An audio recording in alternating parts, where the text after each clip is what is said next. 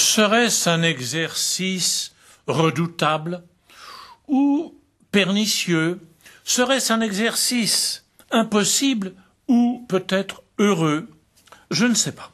Je ne sais pas, en tout cas, ne me dites pas que cela ne vous est jamais arrivé. Recevoir une déclaration d'amour.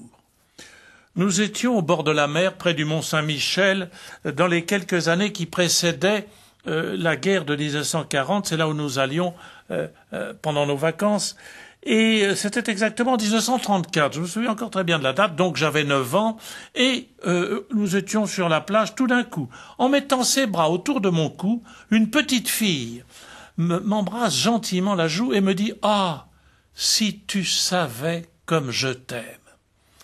Figurez-vous, j'ai souri en pensant à cette déclaration d'amour. Si tu savais même comme je t'adore, elle m'avait dit, comme je t'adore. Alors je souris et c'est probablement la seule déclaration dont je n'ai jamais eu le souci de me débarrasser, de chasser, parce qu'elle n'encombrait pas ma mémoire, c'était un sourire du ciel, et je vous avoue que jamais on ne m'a redit cela. Ce regard, un regard d'enfant, est peut-être nécessaire pour nous faire comprendre une des vérités les plus fortes, les plus redoutables du credo. Il reviendra et il nous jugera. Qu'est-ce que ça veut dire? Si tu savais. Elle s'appelait Anne. Anne. Jésus reviendra, il jugera.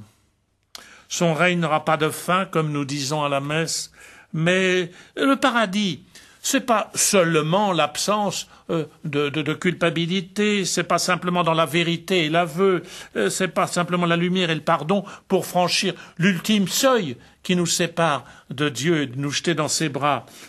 Je pense qu'il faut nous dire, le paradis pour moi, ce sera cela. C'est entendre, nous entendre dire par Dieu, avec une voix d'enfant, « Ah, si tu savais comme je t'aime !» Dieu nous dira cela. Je n'ai jamais revu Anne. Je me souviens simplement de son prénom. Et pour nous dire l'infini contenu dans cette déclaration d'amour, eh bien, il me faut une parabole qui contient toute notre histoire. Et je la dédierai personnellement à Jésus lui-même. Un peu comme quand les apôtres revenaient d'une expédition où ils avaient été envoyés par Jésus, revenaient pleins d'enthousiasme, pleins de joie de retrouver Jésus. C'est avec le même cœur débordant que j'ai envie de dédier cette parabole à notre Seigneur. C'est la parabole du diamant de Dieu. Elle synthétise toute l'histoire du monde, toute mon histoire, toute votre histoire, toute l'histoire de l'Église. C'est la part divine où nous voyons que l'échec, le péché, la faute elles-mêmes peuvent soutenir la part divine qui est en nous et nous aider à manifester cette chose sublime, le suprême attribut de Dieu, parce qu'il est le Tout-Puissant, la miséricorde, la bonté recréatrice, et qui fait que les choses sont après infiniment plus belles qu'elles ne l'étaient avant dans la première création. Donc, voici notre parabole que j'intitule simplement « Ah, si tu savais ». Ce sera la dernière fois où nous aurons besoin de nous le dire, où nous l'entendrons dans notre vie pour l'éternité. « Ah, si tu savais ». Vous vous souvenez, je l'ai peut-être déjà dit, l'histoire du prince. Un prince avait un superbe joyau, une pierre précieuse, qui se trouve par mégarde rayée. Alors on fait venir tous les tailleurs de pierre, tous les lapidaires, les plus habiles les uns que les autres du royaume, et ils essayent tous quoi faire, évidemment, d'effacer la rayure de la pierre. Ils n'y arrivent pas. Lorsque survient dans le pays un lapidaire, un tailleur de pierres précieuses, d'un génie inégalé, qu'est-ce qu'il fait? Il n'efface pas la rayure.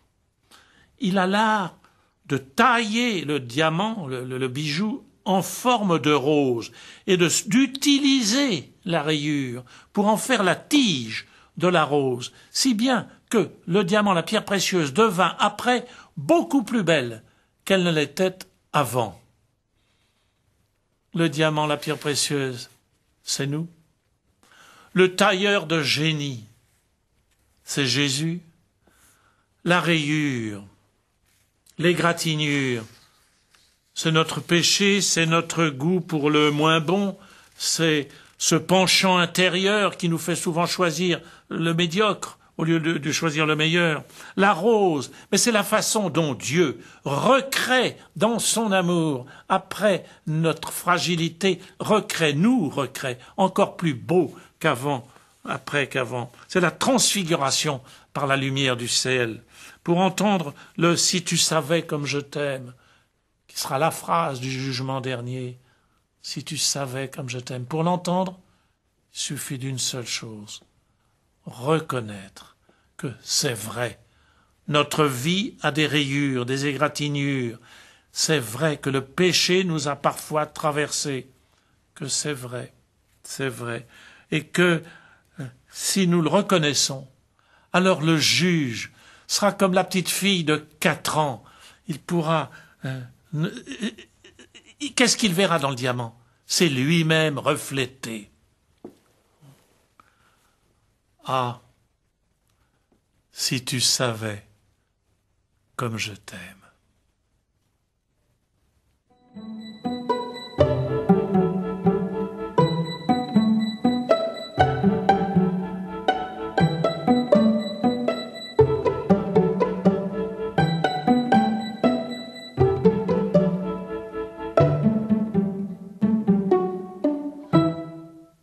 Ce mois-ci